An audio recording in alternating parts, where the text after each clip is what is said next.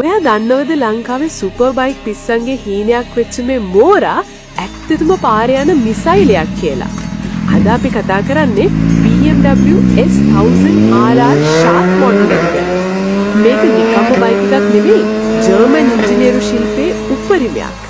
මේකේ තියෙන්නේ 969 cc inline 4 එන්ජිමක්. අශ්වබල 199ක් සහ 113 Nm ටෝක් එකක් මේකෙන් ජනනය කරනවා.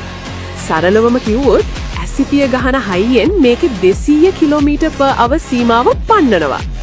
ඇයි මේකට ෂාක් කියන්නේ? මේ පැති දෙකේ තියෙන ගිල්ස් නිසා.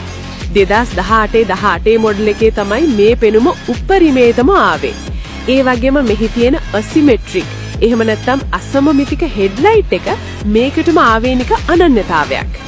මේකේ තාක්ෂණය ගැන කිව්වොත් dynamic traction control, ABS Pro සහ riding modes එහෙම නැත්නම් rain, sport, race තියෙනවා. slick mode එක දාලා accelerator එක කරකවනවා කියන්නේ වෙනම ලෝකයක්. හැබැයි පරිස්සමෙන් මේ බයික් එකේ power එක හැමෝටම පාලනය කරන්න බෑ. මේකේ තියෙන quick shift එකෙන් gear මාරු කරද්දි දැනෙන ගැම්ම වගේම පොඩි වැරදීමක් වුණොත් ලොකු අනතුරක් වෙන්න පුළුවන්. ඒ නිසා අනිවාර්යෙන්ම full safety gear පාවිච්චි කරන්න. ලංකාවේ මේ බයික් එකට තියෙන ඉල්ලුම කවදාවත් අඩු වෙන්නේ නැහැ. මේක පදින කෙනෙක්ට පාර යන හැමෝගෙම අවධානය ලැබෙනවා කියන එක 100% ෂුවර්.